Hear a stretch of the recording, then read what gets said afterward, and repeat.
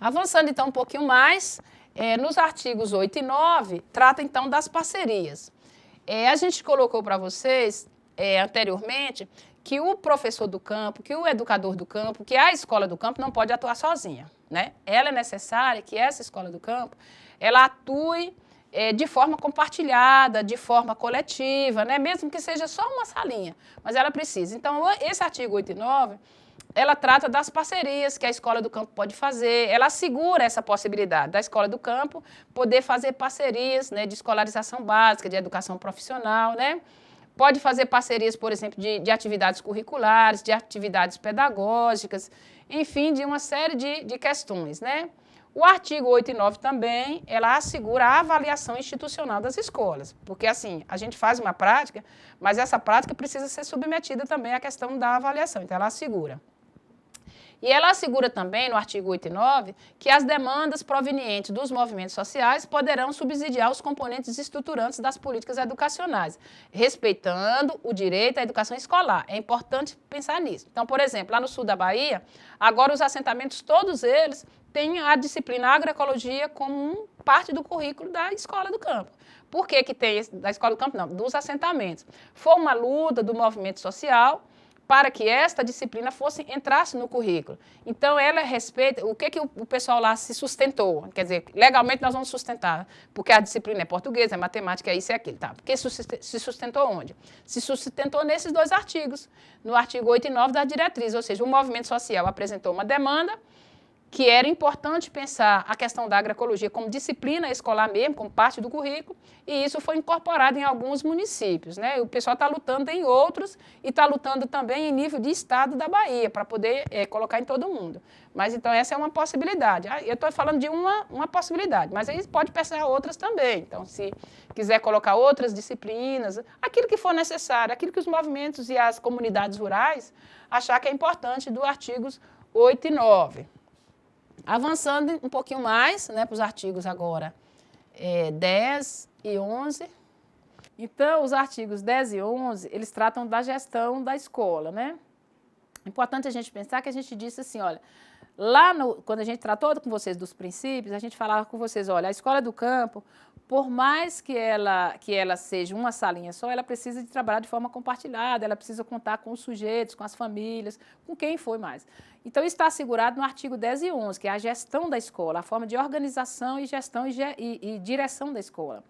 Então, essa gestão escolar, ela assegura, na verdade, a participação da família, a participação da comunidade, dos professores, dos movimentos sociais, na elaboração do projeto político-pedagógico. Quando a gente for tratar com vocês da questão metodológica, na próxima aula, a gente vai puxar de volta essa questão do projeto político-pedagógico, essa questão da gestão escolar. Mas, assim, é importante. Agora, como nós estamos tratando agora de legislação, nós estamos dizendo para vocês, olha, isso já está assegurado em lei, para que você não tenha medo ou coisa assim, ou cisma de fazer, né? A gente não está fazendo clandestino, está fazendo algo que está já assegurado em lei. O artigo 12 e 13 das diretrizes, elas são 16 artigos, né? O artigo 12 e 13 trata da formação dos educadores. Lembra também que quando a gente trabalhou os princípios, a gente falou da importância da formação do educador. Lembra disso? Então, os artigos 12 e 13, eles estão assegurados esse direito à formação e essa exigência da formação. Então, se vocês estão nas prefeituras, se vocês estão nas comunidades rurais e não estão em nenhum processo formativo para os professores, é importante vocês se apegarem a esses artigos e começar a exigir, né, processo formativo para os educadores, formação específica para que ele possa atuar no campo, porque senão ele vai atuar no campo com aquilo que ele sabe, né? Eu geralmente costumo dizer que ninguém dá aquilo que recebeu. Então, se o professor passou pela sua formação inicial na universidade e aquilo que ele aprendeu, ele vai trabalhar lá no campo. Então, mas se na universidade a educação do campo está ausente, se a educação do campo é apenas uma disciplina em algumas faculdades no curso de pedagogia, não está no curso de História, não está no curso de Geografia, não está no curso de Biologia, não está, enfim, nas licenciaturas específicas. E em muitos cursos de Pedagogia também não está. Então, esse professor sai da universidade, para ele, o campo é algo estranho ou algo tão igual quanto da cidade. Então, por isso que esses dois artigos, eles são artigos que sustentam a luta por formação para os professores das escolas do campo.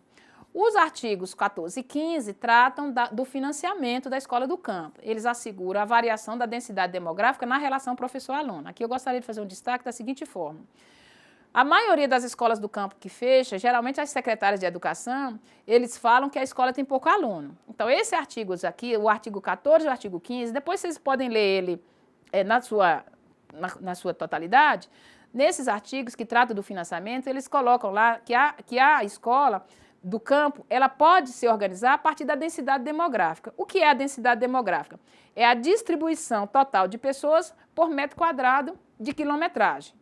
Eu exemplifico, assim, ó, na cidade, as pessoas moram todas juntas, né? É uma casa ao lado da outra, e aí, para você juntar 30, 40 alunos, não precisa você estender um raio muito grande.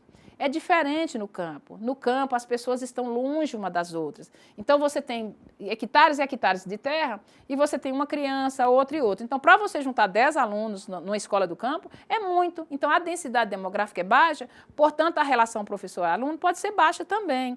Então, esse artigo aí, ele dá essa segurança para aquelas comunidades que não quer que a escola feche e que ela funcione com pouco aluno. Então, assegurou, se um tempo atrás a escola tinha que funcionar com o número mínimo de aluno, na escola do campo pode funcionar até com 1, nessa relação densidade demográfica. Ela pode funcionar com o tanto de aluno que tiver. Por quê? Porque a densidade demográfica, a população do campo é pequena. Então, não queira juntar 30, 40 no campo. Não tem. E por isso que nós estamos falando dessa questão da diferença. Nós estamos vivendo em outro espaço, que não é o espaço urbano. Portanto, você não pode pegar o modelo de escola e de quantidade de aluno que tem na escola e colocar na escola do campo. Não dá para fazer isso, né? Porque no campo tem algumas especificidades que precisam ser respeitadas, né? Aí as pessoas acham que tem que pensar um currículo para o campo, um currículo para a cidade. Não é um currículo para o campo, um currículo para a cidade. Tem questões que a gente pensa algumas coisas. Por exemplo, essa questão da variação na densidade demográfica é um tipo de coisa. Então, o financiamento da escola do campo é um tipo de coisa. Então, às vezes, no campo você junta 5 crianças. Tá bom. Por quê? Porque só tem aquelas 5. Quer dizer, agora porque só tem aquelas 5, geralmente o que as prefeituras fazem? Pega essas 5, coloca dentro de um ônibus escolar e bota para andar aí quilômetros e quilômetros, né? Tomando o tempo das crianças, se cansando, as crianças se cansam, elas chegam na escola já exaustas, a aprendizagem rebaixa. Então, a gente precisa lutar, assim, se as crianças querem e têm disposição de estudar no campo, a gente se apega a esses 2 artigos, entra na promotoria pública e briga com as prefeituras para não fechar a escola. Tá certo? Depois a gente vai falar do outro artigo que vocês também podem chamar a atenção para não fechar a escola do campo. Nós temos um exemplo lá no sul da Bahia, uma escola lá que iam fechar, e o pessoal se apegou a esses artigos, entrou na promotoria pública, acionou a prefeitura na justiça e a escola não fechou. Mas a comunidade tem que estar organizada para isso, né? E o artigo 16, ele regulamenta a resolução a partir daquela data, que é de 2002. Né? Então, a partir dessa data, de 2002 para cá, essa resolução está em vigor. Então, pode ler, pode chamar a atenção dela, pode mover a prefeitura, pode acionar a justiça, se vocês querem alguma coisa que foi impedida de fazer, pode fazer isso. Então, essa é as diretrizes de 2002. Essa foi a primeira conquista que os movimentos sociais teve e que o sistema público também teve de um instrumento legal, que nós poderíamos dizer assim, que está no papel, muita coisa ainda, mas em algumas regiões ela tem sido já um instrumento que tem ajudado as comunidades do campo a fortalecer a escola do campo a partir da legislação, a partir da dimensão legal, tá certo? Então, porque a gente pensa assim, tem a lei, mas a lei não é respeitada. Nesse país nosso, a lei só é respeitada à medida que a gente briga. Eu já aprendi isso, né, ao longo desse tempo histórico. Ou seja, a lei é respeitada a partir do momento que você luta para ela ser respeitada. Porque a lei apenas escrita lá no papel, ela é letras mortas. Mas a gente tem que dar vida à lei, né? Tá.